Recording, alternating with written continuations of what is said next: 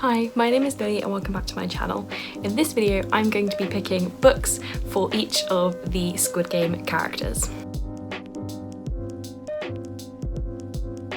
So I have chosen 10 of the most key and prominent characters in Squid Game to do this for. I know there are more characters, but these are the ones who are sort of named and most prominent in the show. I'm going to try my best to keep it spoiler free both for the books and for Squid Game, but take it with caution. If I'm about to say a spoiler, I will say it. I will warn you before I say the spoiler, but for the most part I will try to keep this as spoiler free as possible. I will also say I don't speak Korean, so I'm going to struggle a little bit with some of these names, but I'm going to try my best to say them as they were said in the show, but I apologise now if I get them wrong, but I will try my best to get them right. So the first character of course is Ji-hyun. He is the main character of Squid Game. He's a father and he is a gambling addict, so he decides to go to Squid Game so that he can pay off of his debts and also so that he can try and gain custody of his daughter, because the prize money will show that he's financially stable and he can look after his daughter independently instead of her going with her mother to America. So what I really liked about Ji-hyun is that he is actually a very grey character, but you quickly come to root for him in the show because he's kind of portrayed as the good guy in the show, even though you have to remember in each of the games he is actively like willing for other people to die so that he can win Squid Game. So for me, I feel like that morally grey character that you become in love with is encapsulated by Vicious by V. Schwab. This is a book about two guys called Victor and Eli, and they were friends at university, and they discovered that if you have a near-death experience you gain supernatural powers, so you basically become a superhero.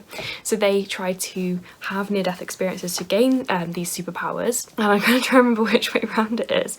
I think Victor is the one who then gets the powers and decides to continue to use his powers, but Eli decides that it goes against God and that anyone who has these powers called extraordinaries should be eliminated. And it's this kind of dance between the two of them of who's going to win, but they're both very morally grey. Neither of them are good people. I think that really matches up to Ji-hyun's character because you mostly follow Victor in the book, and I think most people end up rooting for Victor and you kind of forget that he's not actually a good guy. And I think that happens with Ji-hyun as well, is because you kind of see his character in the show and you kind of forget that he is willing for people to die. You forget about all of the horrible things he did outside of Squid Game and how neglectful he is of his daughter and his mother, and I think, yeah, this book really matches that as well. Next we have Sang-woo. Sang-woo is Ji-hyun's childhood friend who is also part of Squid Game. His story is that he is known around town as being super successful. He went to this really elite university. He's meant to have a lot of money, but secretly he has actually committed some crimes and is in debt. So he is participating in Squid Game to help clear that debt and also to try and get out of his convictions. And without giving spoilers for Squid Game, he is the kind of character where there is a lot of manipulation and there is some elements of betrayal. And so I think the book that captures that is Shadow and Bone by Lee Bardugo, because in this book and in the whole series itself there are certain characters who befriend our main character who then go on to commit acts of betrayal, or who you don't really know who you can trust in Shadow and Bone, and I think that's kind of Sang-woo's character, is he's that character but you're not ever sure whether you can trust what he's saying and what he's doing, because you have that element of you know he's been deceitful before. Next we have Sae-byuk. She is the North Korean character who has defected from North Korea with her little brother. Her mother also defected but got taken back, and so she is now trying to get her mother back. And I thought that what really encapsulated her character is this strong and silent female character, but also this concentration on family, and she's not really doing anything for herself, she's doing everything to try and protect others, and that is why she's there participating in the game. And I thought the book that matched that well is The Knife of Never Letting Go by Patrick Ness. And I wouldn't actually say our main character Todd is the one that I'm comparing her to. I'm comparing her to, oh my goodness, what is the girl's name? Let me just try and randomly pick a page and hope her name comes up. Viola. So I'm comparing her to Viola in the book. The Knife of Never Letting Go is this dystopian future and a sci-fi future where people have populated this new planet. There was already like a intelligent life form living there, but they have kind of squashed them out of the way and treated them now as like savages. But what they discovered on this planet is that the men can now like not stop other people hearing their thoughts. Like everyone can hear all of the men's thoughts, but only the men, and not the women. And all the animals, you can hear all their thoughts as well. And Violet is a newcomer to the planet. She crash lands on the planet, and Todd, the main character, finds her. And what I thought about Violet's character that matches Sae-byeok really well is that Violet, obviously as a woman, you can't hear her thoughts, and so throughout a lot of the first book especially, she is this kind of cold and distant character in the way Sae-byeok is, but she's doing it to protect herself. And also a lot of Violet's character is all about protecting herself, more about protecting her family and the people that are relying on her up in space in the spaceship to get them here safely and to feed back what the planet is like. So her character is like very similar to Sae-byeok, where they have left their home and she is trying to make sure everyone gets there safely and everyone's relying on her and she's doing everything to protect them. Next we have Ali. If Ali isn't your favourite character, then okay, if it's Sae-byeok and not Ali, I'll allow it, but if it's not either of those two, then I won't allow it. Ali is arguably the most lovable character in Squid Game. He is the only non-Korean character in the whole show. He is there because his wife and him and his child are all illegal immigrants into Korea, I believe it's kind of hinted. He's been working in a factory, but he's not been getting paid. So he has a lot of, and so he really wants to get enough money to be able to pay off his debt and to protect his family. But also he is just the most lovable and innocent character in Squid Game. And one thing that is very apparent is that because he didn't grow up in Korea, he doesn't always know all of the games that they're playing, and he has this kind of innocence and this very like childlike, I can't think of the word, but it's very childlike in the way that he doesn't know what's going on and he is very ignorant to what's happening, and he often needs help in the games. And I thought that really reminded me of Thomas in the Mortal Engines series. So in the Mortal Engines series, it's about these cities that are now moving. So like entire cities, for example London, move and they hunt each other down and consume each other for resources and for people. And basically Tom lives on London, but during one of the hunts he gets accidentally flung off of the city of London and he ends up having to rely on another character to help him survive the wastelands in between the hungry cities. And he definitely reminds me of Ali in the fact that he's very innocent, he doesn't really understand what's going on, he's a bit too trusting, and he's not quite as lovable as Ali. He's not a complete cinnamon roll, but he does have slight cinnamon roll aspects in my opinion.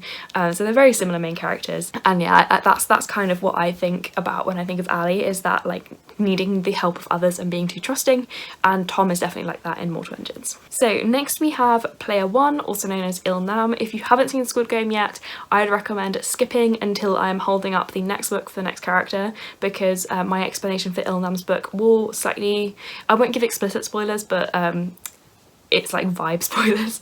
So for Il-nam, also known as Player 1, what is key to his character is that he's not what you expect and he has a lot of secrets. And again, I don't want to give it out away completely, but it's all about the sympathetic elderly main character not being as sympathetic as you thought. And so for that one, I have chosen Mexican Gothic by Sylvia Moreno Garcia. I couldn't find my copies, so I'm just gonna have it on the screen. And again, I don't want to give spoilers for Mexican Gothic, but the whole point of Mexican Gothic is nothing is as it seems. And you spend a lot of Mexican Gothic not knowing who to trust, not knowing who is good, who is bad, and I think it really matches the arc of Il-nam's character if you know his whole story. Next we have Deok-soo. He is the gangster in Squid Game who forms this like little gang around himself, but he is ultimately always looking out for himself and not for others. And what I think was really key about Deok-soo is he honestly doesn't really have any like sympathetic elements to him at all. He is very much framed as the bad guy of the games, and he's very cutthroat. He is the one who starts fights, he's the one who actively kills people, he's the most dangerous and most unlikable character really in the whole thing while you're first watching it. And I thought he really reminded me of the Viper in Viper by Bex Hogan. So Viper is not actually about the Viper, it's about the daughter of the Viper, but I feel like the Viper himself and his gang really remind me of Deok-soo and his gang. And so Viper is about the daughter of the Viper, as I already said, and in this world there's 12 isles in the east and the west. The western isles are kind of shrouded in mystery and are not visited anymore, but the eastern isles are kind of united under one king. He has this person called the Viper who's meant to keep peace between all of the different isles, and basically this Viper has become very corrupt. He is very brutal, he murders people, and he's kind of become the leader of this gang, and he is unstoppable in many ways, and he definitely reminds me of Deoksu because he has that same brutal streak to him. Next we have Minyo, which I'm really not sure if I'm saying that name right because her name wasn't said very clearly for me, and basically she is the character in the show who is a bit of a chameleon with her personality. She just wants to survive, so she tries to fit in with whoever she can. She tries to be very charming and very convincing, and she definitely like switches her personality up depending on who she's speaking to. And the book that really encapsulates that for me is The Girls I've Been by Tess Sharp. This is about a girl who has had many different identities in her past because her mother was a con woman, so every few years they would con a different man and she'd have to take on a different name and a different personality, and it's now about her having escaped that life, and she is now accidentally become part of a bank heist, and so she's actually a victim. She's not one of the heisters, what's the word, robbers. Not one of the robbers of the bank. She is a victim. She is stuck in the bank during a heist, and she has to try and use those elements of persuasion and charm and her ability to manipulate people to try and get her and her friends to safety. And that really, really matches up to Minyong's character because is that how you put her name? Minyo, not Minyong. Minyo's character, because she definitely uses her powers of manipulation, and she also uses sex and anything she can to try and survive Squid Game, so I thought it really, really matched well. So next up we have Junho, who is the police officer in the show. Again, without giving out too many spoilers, this is episode 2, so I feel like it's not too bad, but he basically tries to infiltrate Squid Game to find out what's happened to his brother, and ultimately to take it down is kind of the hint of what he wants to do, but again it's not really clear what his true motivations are. He's mainly looking for his brother, but I thought there was those elements of being undercover and having to try to blend in and also not being what people expect you to be. And I thought the book that really gave those elements to me is Ninth House by Lee Bardugo. I do think Junho is more of a likeable and good character than, what is her name? Alex Stern. Than Alex Stern is, but I think the vibes of Ninth House and the story and the plot of Ninth House matches up quite well to Junho's story arc, and the fact that he has to do immoral and possibly illegal things to try and solve this case by himself, and he's doing it against guidelines. Like, this is not a mission he's been given, he's doing this off record, he's doing this of his own volition. It all very much matches up to Ninth House, where she's told to stop investigating but she doesn't, and she does some questionable things to get answers. So yeah, I think they match up really well. Next up we have the frontman. So the frontman is the person who is the frontman of the games. He is coordinating it all, he is the person who communicates with the VIPs, and generally he is the person in charge, but we know that he's not actually the creator of the games. I'm not going to give anything away from the show, but one of the key things as well is that he is not what you expected, he is not everything that he seems, and so I think one book that really captures that in many different ways is Caraval by Stephanie Garber, where in Caraval you don't really know who is who's part of the game and who isn't, and our main villain in the book as well is very much like that, where he's not who you expect him to be, he's not what you expect him to be. I think that twisty nature of who's actually in charge and who's the face and who's the real one, who's in charge and who isn't, is very much encapsulated by Caraval. Caraval is about two sisters, Scarlett and Tella, who go to this event called Caraval in an attempt to escape their father, and basically Caraval is this game where every year there's a different task given, and if you complete the task first you win a prize,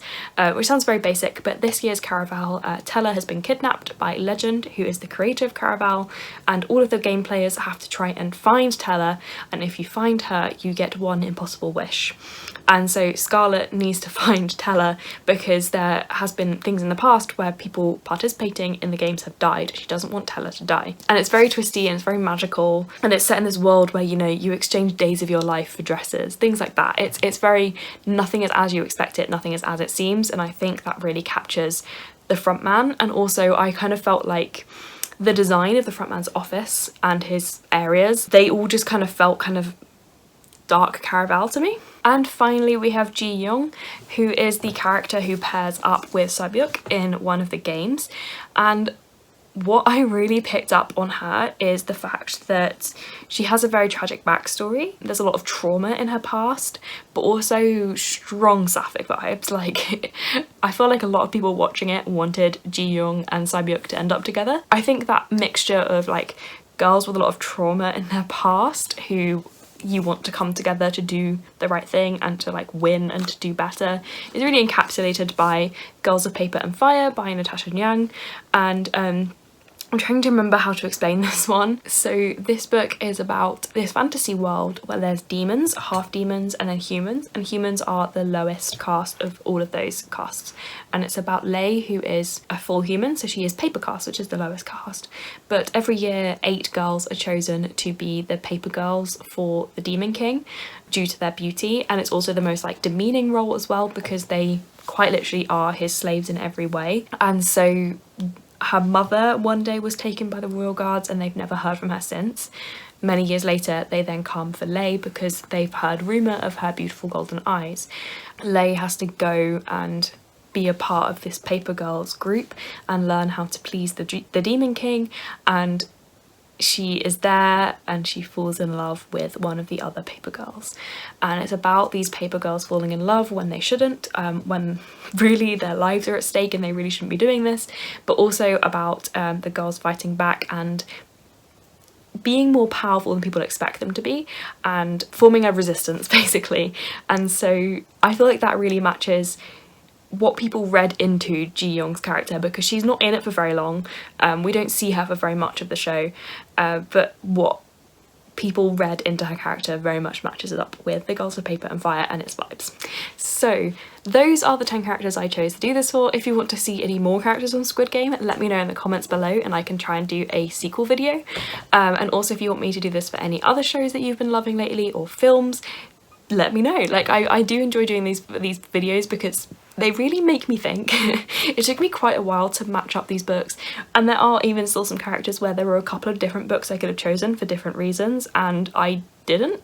So yeah, I really enjoy making these videos. Thank you for watching. Let me know if you agree or disagree, or if there's any other books you would suggest for some of the characters and why. I'm just really looking forward to seeing what you think of my choices. So thank you again for watching. If you like this video, please give it a like and consider subscribing to see more content from me. All of my social media links are down in the description below.